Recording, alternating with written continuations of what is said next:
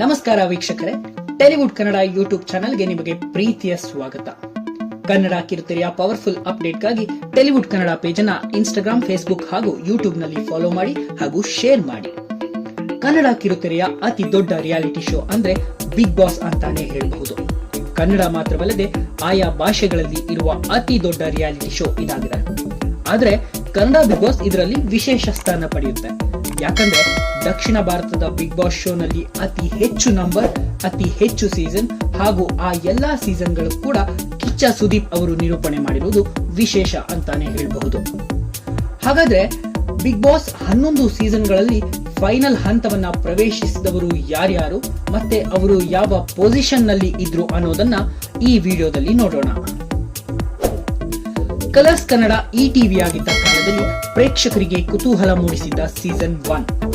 ಈ ಸೀಸನ್ ನಲ್ಲಿ ಏಕೈಕ ಮಹಿಳಾ ಫೈನಲಿಸ್ಟ್ ಅಂದ್ರೆ ನಿಖಿತಾ ತುಕ್ರಾಲ್ ಅವರು. ಇವರು 3ನೇ ಸ್ಥಾನಕ್ಕೆ ತೃಪ್ತಿ ಪಡಬೇಕಾಯಿತು. ಟಿವಿಯಿಂದ ಸ್ಟಾರ್ ಸುವರ್ಣಕ್ಕೆ ಶಿಫ್ಟ್ ಆದ ಸೀಸನ್ 2 ನಿರೂಪಕರುಗಳೇ ಹೆಚ್ಚಾಗಿ ಇದ್ದಂತಹ ಸೀಸನ್ ಅಂತಾನೆ ಹೇಳಬಹುದು. ಈ ಸೀಸನ್ ನಲ್ಲಿ 3 ಮಹಿಳಾ ಮಣಿಗಳು ಟಾಪ್ 5 ಪ್ರವೇಶಿಸಿದ್ರು.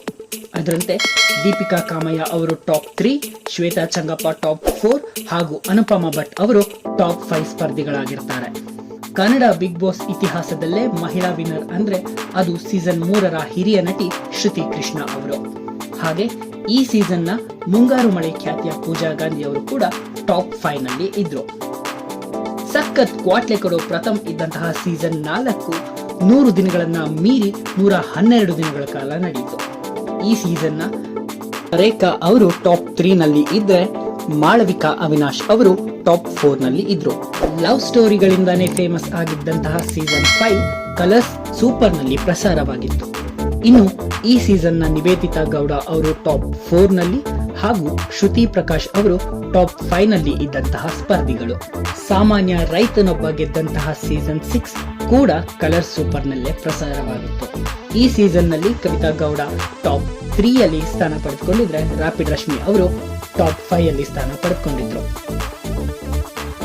ಕಲರ್ಸ್ ಸೂಪರ್ ನಿಂದ ಮತ್ತೆ ಕಲರ್ಸ್ ಕನ್ನಡಕ್ಕೆ ಶಿಫ್ಟ್ ಆದಂತಹ ಸೀಸನ್ 7 ನಲ್ಲಿ ದೀಪಿಕಾ ದಾಸ್ ಅವರು 4ನೇ ಸ್ಥಾನ ಪಡೆದುಕೊಂಡಿದ್ರೆ ಭೂಮಿ ಶೆಟ್ಟಿ ಅವರು 5ನೇ ಸ್ಥಾನದಲ್ಲಿದ್ರು. ಇನ್ನು ಸೀಸನ್ 8ರಲ್ಲಿ ಮಹಿಳಾ ಸ್ಪರ್ಧಿಯೇ ಗೆಲ್ಲೋದು ಅನ್ನೋ ಭರವಸೆ ಅನೇಕರಿಗೆ ಇತ್ತು. ಆದ್ರೆ ಅದು ಹುಸಿಯಾಯಿತು. ಈ ಸೀಸನ್ ನಲ್ಲಿ ದಿವ್ಯಾ ಊರುಡುಗ ಅವರು 3ನೇ ಸ್ಥಾನದಲ್ಲಿದ್ರೆ ವೈಷ್ಣವಿ ಗೌಡ ಅವರು 4ನೇ ಸ್ಥಾನದಲ್ಲಿದ್ರು. ಸೀನಿಯರ್ಸ್ ಹಾಗೂ ಫ್ರೆಶರ್ ಗಳು ಇದ್ದಂತಹ ಸೀಸನ್ 9ರಲ್ಲಿ ದೀಪಿಕಾ ದಾಸ್ ಅವರು ಟಾಪ್ 3ರಲ್ಲಿದ್ರೆ ದಿವ್ಯಾ ಊರುಡುಗ ಅವರು 4ನೇ ಸ್ಥಾನಕ್ಕೆ ತೃಪ್ತಿ ಪಟ್ಟುಕೊಂಡ್ರು.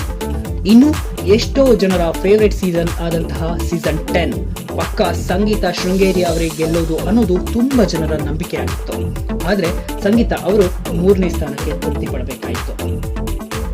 ಈ ಸೀಸನ್ ನಲ್ಲಿ ಮಹಿಳಾ ಸ್ಪರ್ಧಿಗಳು ವಿನ್ ಆಗ್ತಾರಾ?